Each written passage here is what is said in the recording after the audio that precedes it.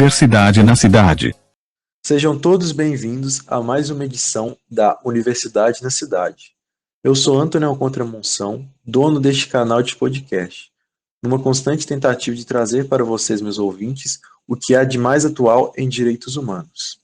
Hoje, nossa convidada é Letícia Gabriele, estudante de Direito da PUC Minas Betim, cursando atualmente o 6º período. Nosso tema hoje é o Estatuto da Pessoa Idosa.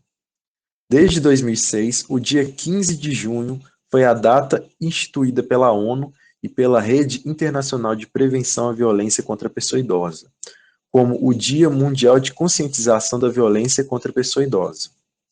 Não é uma data para comemorações, e sim para conscientização das pessoas sobre este tema tão delicado.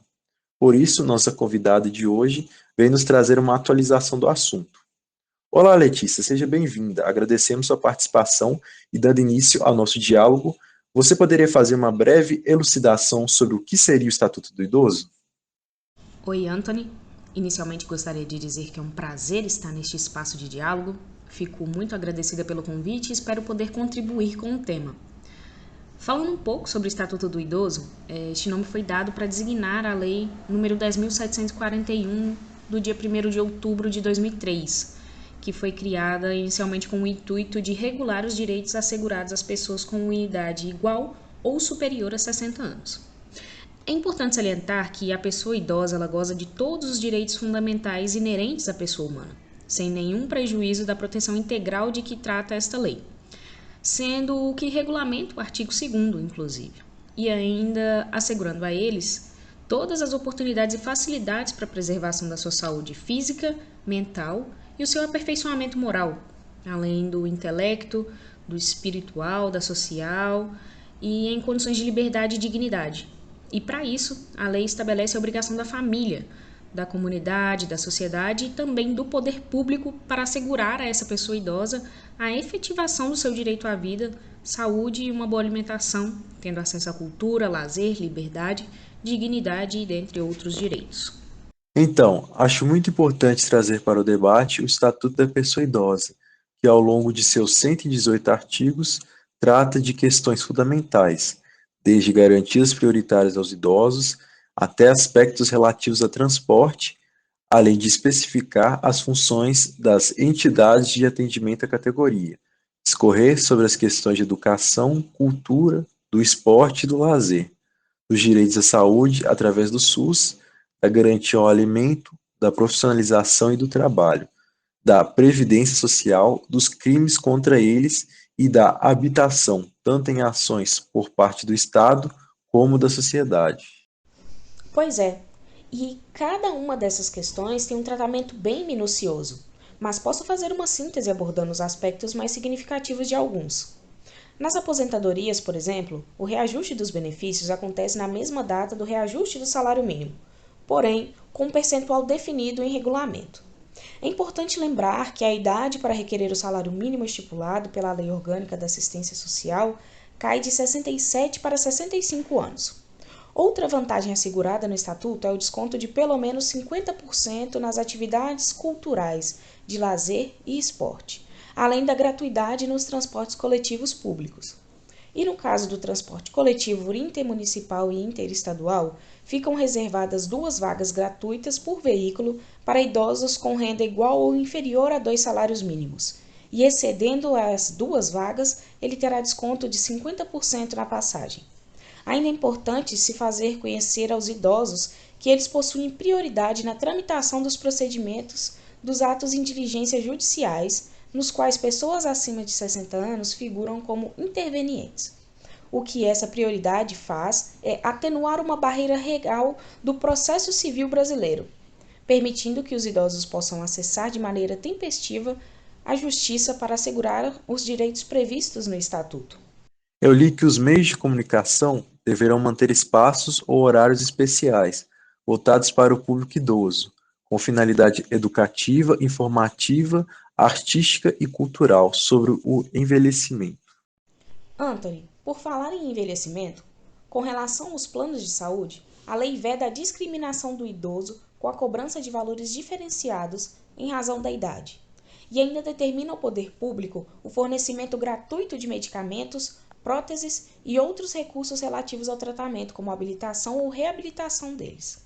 Letícia, queria te contar que uma vizinha da minha mãe conseguiu comprar uma moradia no programa Minha Casa Minha Vida, que é um programa habitacional, graças aos 3% de moradias reservadas para atender a pessoa idosa. Para ela foi uma grande conquista. E sabe o que é melhor nesses casos? É que próximo a essas habilitações são implantados equipamentos urbanos comunitários, que são voltados à pessoa idosa, com a eliminação de barreiras arquitetônicas e urbanísticas, que garantem a acessibilidade delas. E com certeza ela usufrui dos critérios de financiamento compatíveis com os rendimentos de aposentadoria e de pensão. Letícia, você saberia nos informar qual a porcentagem da população com mais de 60 anos no Brasil? Bem, de acordo com o levantamento realizado em 2021 pelo Instituto Brasileiro de Geografia e Estatística, o IBGE, a população de pessoas com idade igual ou superior a 60 anos é de aproximadamente 14,7% da população, em um total aproximado de 31 milhões de pessoas. E como está a situação do idoso no país? Anthony, bem delicado. Para você ter ideia, em 2020 foi lançada a Operação Vetos, uma operação de combate a crime contra os idosos. Bom, nós temos como estatística de que nos últimos 3 anos foram atendidas 48 mil vítimas.